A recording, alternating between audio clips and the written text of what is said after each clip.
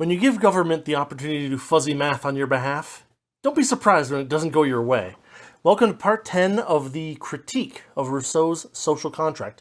Today we're going to be covering book 3, chapter 2, which is titled The Constituent Principle in the Various Forms of Government.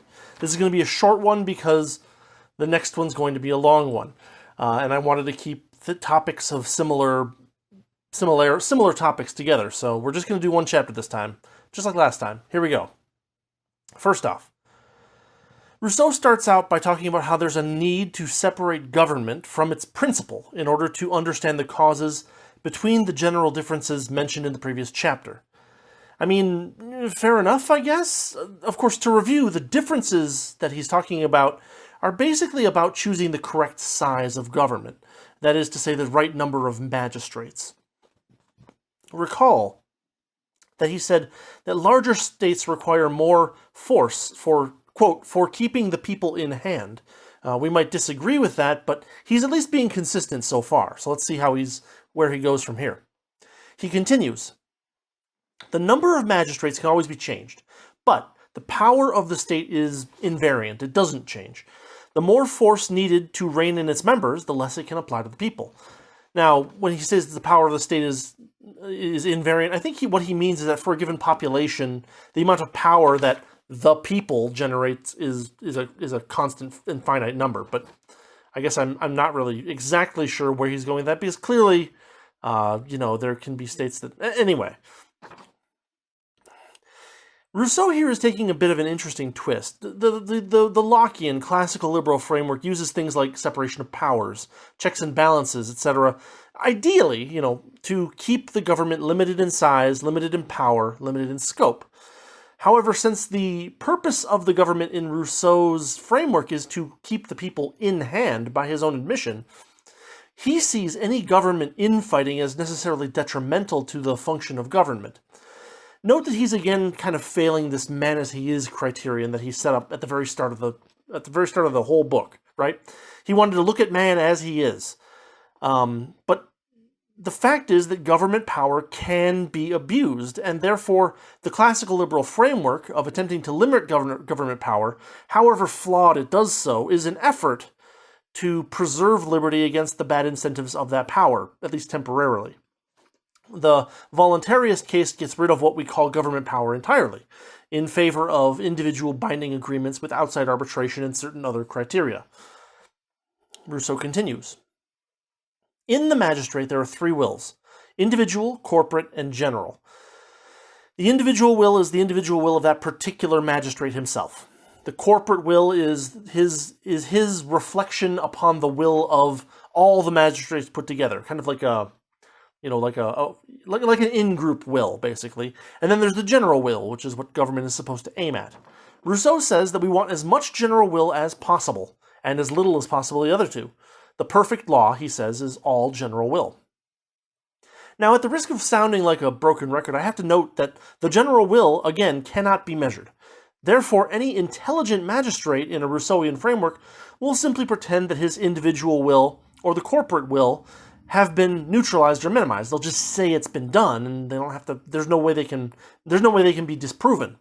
There's nothing that the people can do to say no, you're wrong, right? All they can do is vote, and even then, if they're allowed to. But Rousseau goes on. However, the natural arrangement of these different wills is opposite to what we naturally desire. Seems like a big problem. A magistrate's individual will is the strongest, his loyalty to his own government second, and his insight into the general will is weakest. That sounds pretty devastating to Rousseau's case. This is, in fact, the element of human nature that makes government power, qua government power, into such like a dangerous lamp that pulls in psychopaths. Something like that.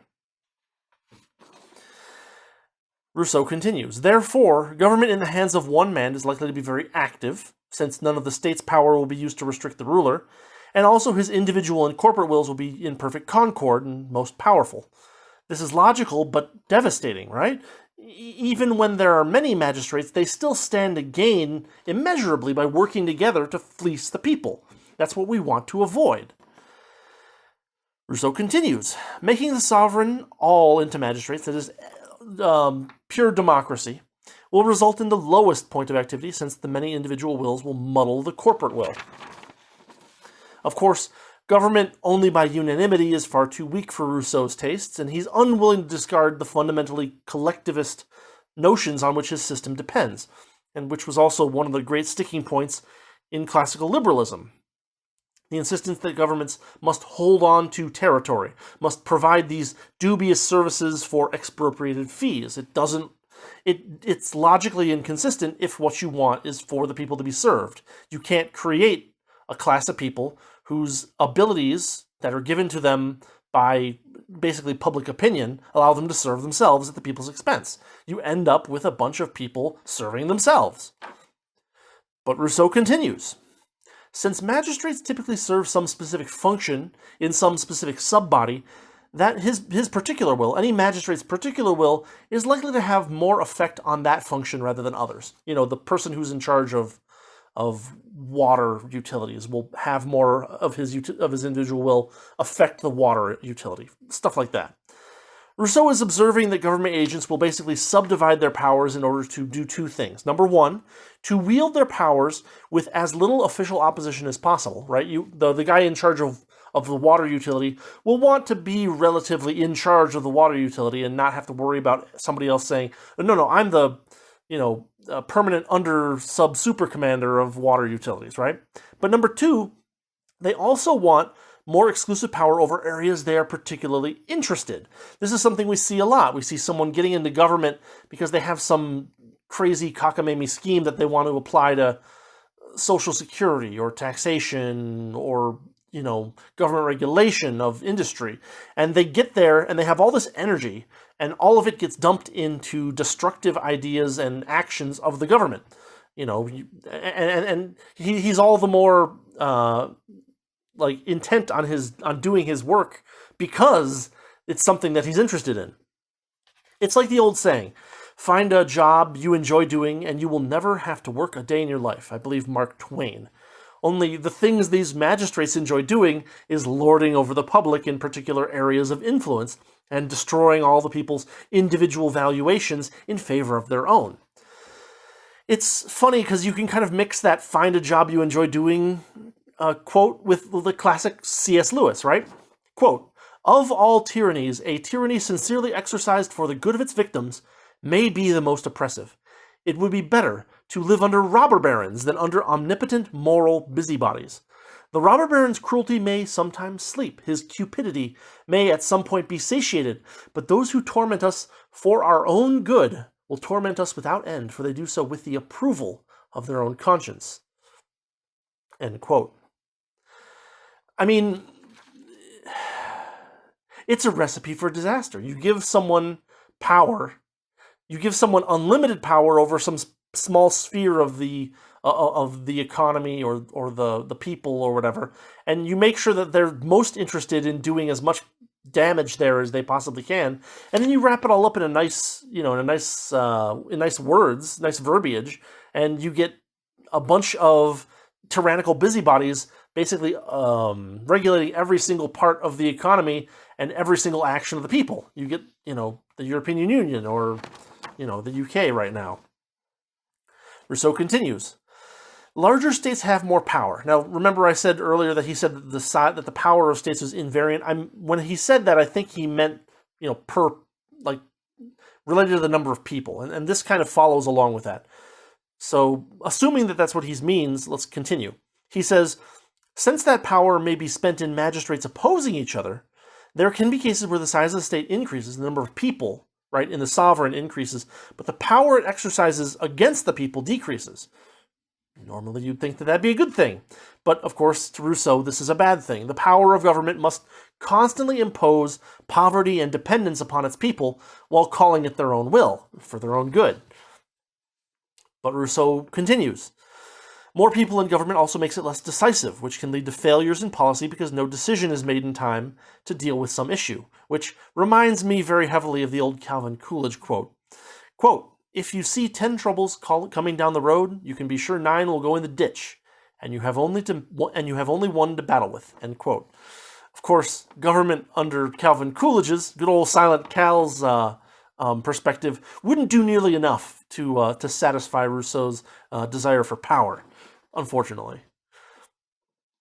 Rousseau continues, since government remissness, that is, government's attention spent on itself, grows with the number of magistrates, and the amount of power that ought to be exercised upon the people also should grow with the size of the state, Rousseau then deduces that the number of magistrates should shrink in proportion with population growth. What? Right? First off, even by Rousseau's standards, this leads to a crisis-ridden maximum size for governments, right? Where, as the government is successful, that is to say, let's say that a Rousseauian government actually is kind of laissez-faire, actually allows the people to save wealth and stuff like that, that group of people will grow, and then Rousseau says, oh, but now we need to reduce the number of magistrates. We need to make things less representative of the people, more independent of the people, and more power in fewer hands. Well, then you get a bunch of what are actually robber barons basically saying, oh, that's an awfully nice industry you started there. Would be a shame if something happened to it.